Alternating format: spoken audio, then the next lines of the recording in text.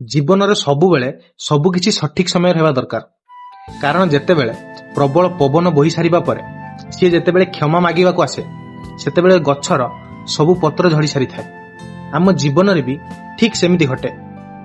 ଆମେ କାହାକୁ କଥାରେ ହେଉ କି ବ୍ୟବହାରରେ ଏତେ ଆଘାତ ଦେଉ ଦେଉ ଯେ ସେ ମଣିଷଟା ପୁରା ଭିତରୁ ହିଁ ଭାଙ୍ଗିଯାଏ।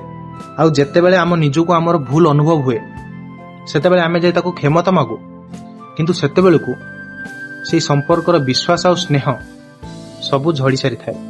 କ୍ଷମା ସେଇଟା ଏକ ଶବ୍ଦ ନୁହେଁ, ସେଇଟା ଏକ ସୁଯୋଗ।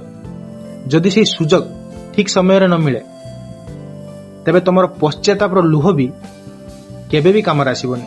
ଗୋଟେ ଗଛ ପୁଣି ଥରେ ସବୁଜ ହୋଇପାରେ, କିନ୍ତୁ ଝଡ଼ି ଯାଇଥିବା ପତ୍ରଗୁଡ଼ିକ କେବେ ବି ପୁଣି ଥରେ ଡାଳକୁ ଫେରନ୍ତିନି। ସେମିତି ଆମ ଜୀବନରେ ବିଶ୍ୱାସ ଆଉ ସ୍ନେହ ଥରେ ହଜିଗଲେ ସେ କେବେ ବି ଫେରିବନି।